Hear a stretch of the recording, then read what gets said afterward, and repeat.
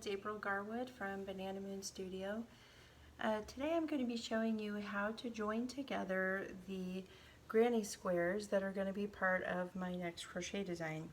I don't actually have a name for this yet, but it's going to be an infinity scarf, and I'm making it in a yarn called Cascade Reverb, which is a really great yarn that's made from, I think, 70% polyester from recycled plastic and 30% recycled alpaca, which is just wonderful that we as yarn crafters can help do something that's good for the environment by using yarn that allows us to recycle plastic. Anyhow, so I'm going to show you, I have another video that's about how to join granny squares together, but this particular scarf, I wanted the join to be more visible, so I'm going to do it slightly differently. So I'm going to turn the camera around and show you how to join the squares for this infinity scarf in Cascade Yarns Reverb.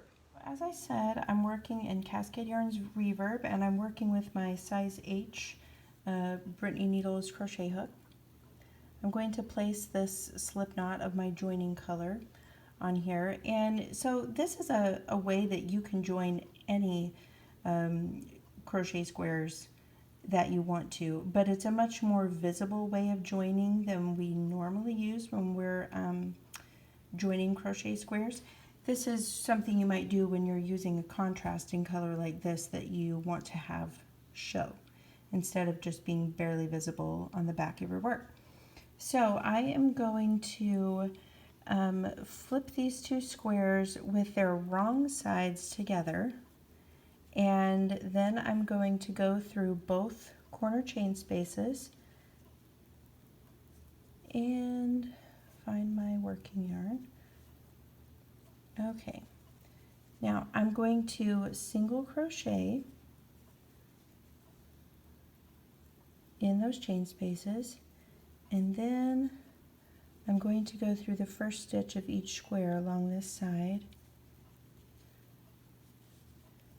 Okay, I got this end in my way.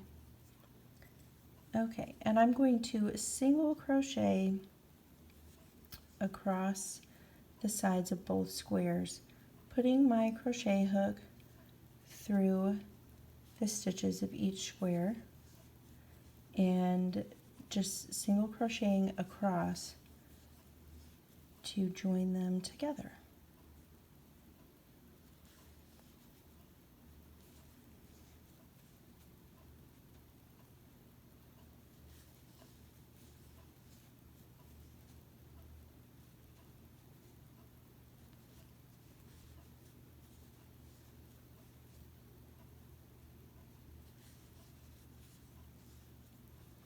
Now again, the trick here to make this a very visible join is to join your squares with their wrong sides facing each other and their right sides facing out. That means that I'm putting this join on the right side of my fabric instead of on the wrong side.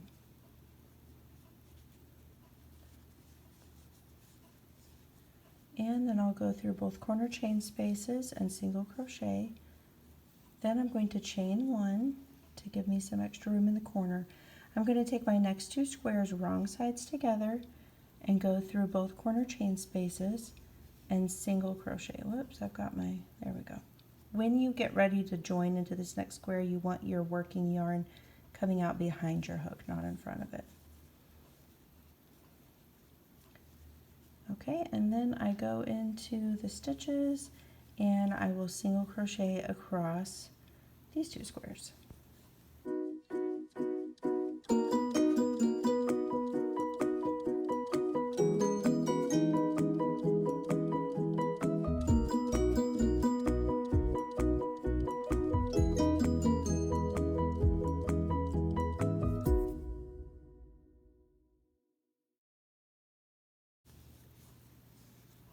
And single crochet through the two chain spaces, and then I'll leave myself plenty of end, at least 6 inches, and fasten off.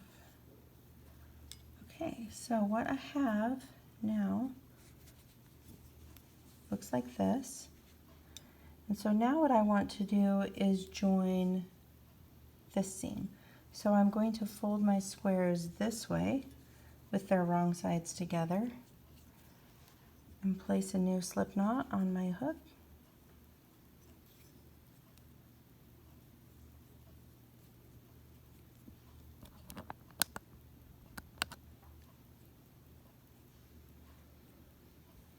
And I'll start in these chain spaces, put my hook through both of them, and single crochet. I'm going to pull this end out of my stitch. Alright, single crochet there, and now I'll go through the first stitch along this side of each square and single crochet across just like I did last time.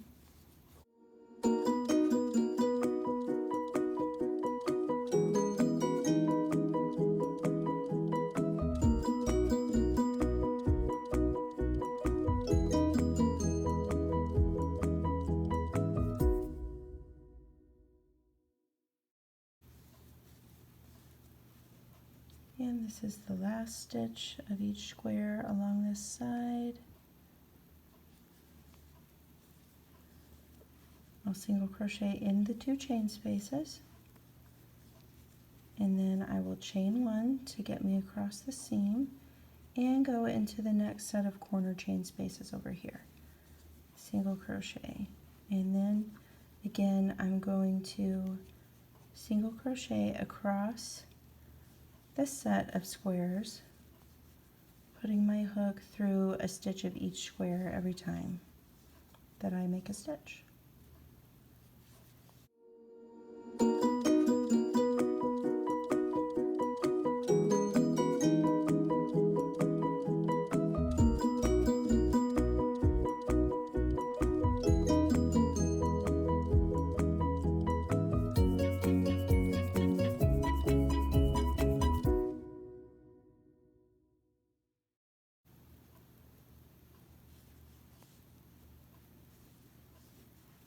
And then through my 2 corner spaces, my last single crochet. Leave yourself at least 6 inches and cut your yarn, and then fasten off. Okay, so now what I have is this.